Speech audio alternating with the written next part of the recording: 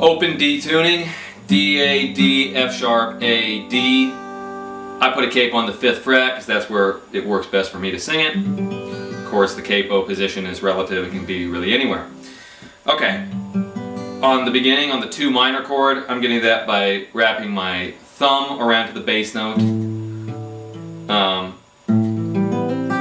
And then my index is hammering onto the minor 3rd of the chord. So thumb, 2nd finger is grabbing the 5th of the chord on the 5th string, and the minor 3rd is being hammered onto there with the index. So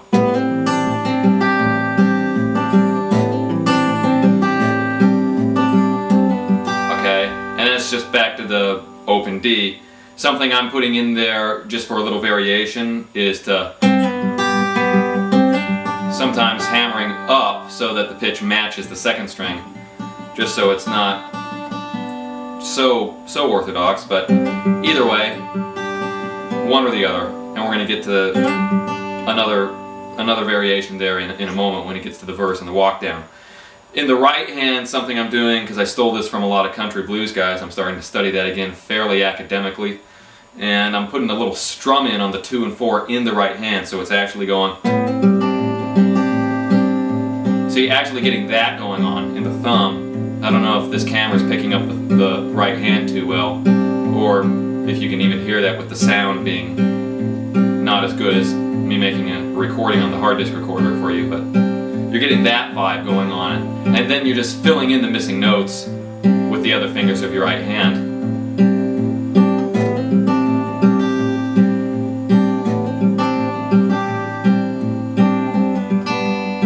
Okay, so I've been working on getting the strum back too, just working on, like I said, old country blues stuff and getting back into all that great American music.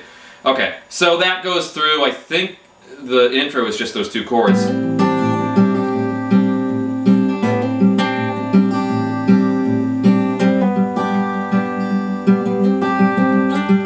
There I go, I'm sliding up. Oh, and then it goes to the 4 chord, I'm sorry, in the intro. I think in the intro I do it, you know, almost like just like the bonehead rock and roll sort of Keith Richards thing. So you're doing just the 2nd and the 1st there. By the way, I love Keith Richards, but if you're laughing now at that comment, that's okay. So that's the intro, the shapes on the intro. When it gets to the verse, I like to slide up and match that pitch there because we're going to walk down. There with your 2nd finger on the 5th string. And then this is like a 6 minor, so it's just a 2nd finger there on the 5th string. And that's it. And then you're going to the 5-7 chord. I'm just doing it like 2nd finger, 2nd fret if there weren't no capo on the 4th string. 1st finger on the 1st fret if there weren't no capo on the 3rd string. And all the other pitches are open. Okay, then the 4 chord is here. It's at what would be the 5th fret, it's the 10th fret obviously here. 2nd finger and 3rd finger on the 3rd string. So 2nd finger on the 6th string, 3rd finger on the 3rd string. Of course I angle this 2nd finger down, as I often do in chord shapes, so that it will mute the 5th string, and you won't get that bad sound if you were to just strum it all open. I guess it'd sound okay, but you're getting the added 2nd from this 2nd string that's tuned down a whole step. Okay, so again, the walk down I'm getting.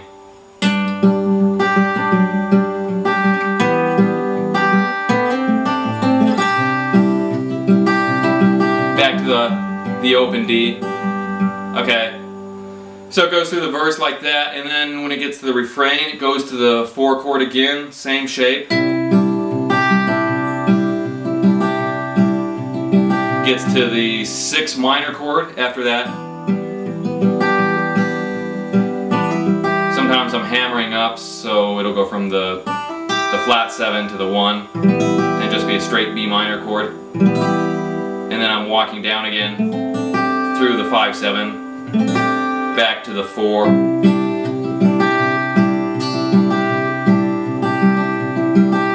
the 1,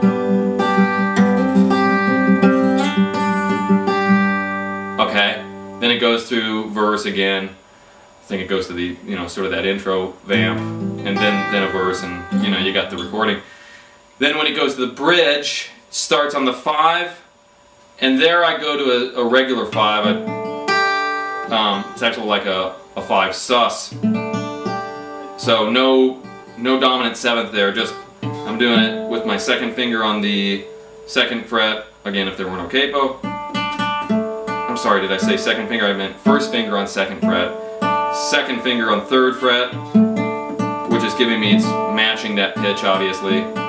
Okay, so we got like this thick sort of just, it's like a 5th chord, there's no 3rd in it. And then the 4th is in place of the 3rd, so like what is that? Well, it's a 5 sus chord. Okay, D sus I guess in this key. I'm sorry this guitar is out of tune, these strings are completely shot. So we got, again you see my thumb creeping up there, I just do that a lot. That's years of studying Chet Atkins and Merle Travis. Okay, and I put my pinky in there, I guess, I don't know if I do all these moves, I'm thinking now like very guitaristically, because I don't think this technically when I'm playing behind myself and just singing to this stuff, but just playing the guitar, I guess I added that 3rd in with the pinky. I probably do something much simpler when I'm singing the tune. Okay, down to the 4 again.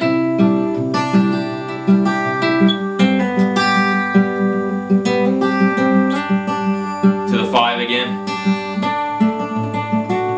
Well, you know, I might go down to that because I know in the vocal melody it goes down to the 3rd. But whether or not I do that, I guess that's evident on the recording.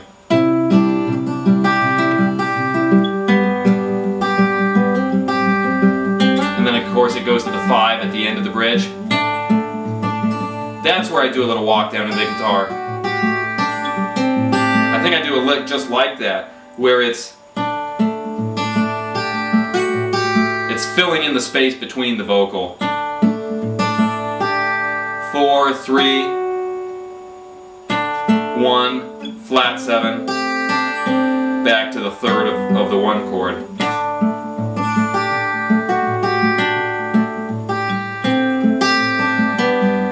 That's probably the only place in the bridge where I actually do a real composed, not much of a composed, but you know, a real sort of regular guitar lick.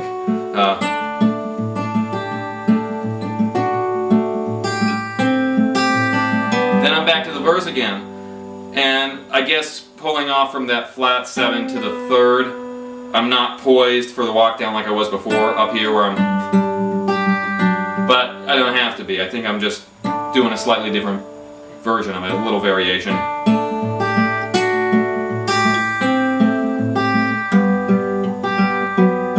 I think, well, there, because I don't want that 3rd to be ringing against that major 7.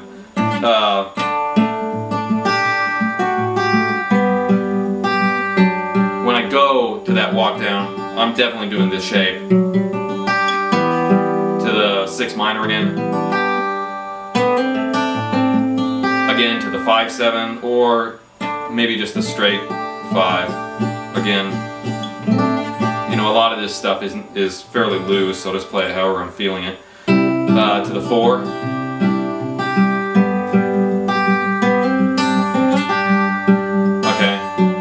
We've been through the verse. I guess I'll just keep strumming on it. Strumming and finger picking, kind of, really.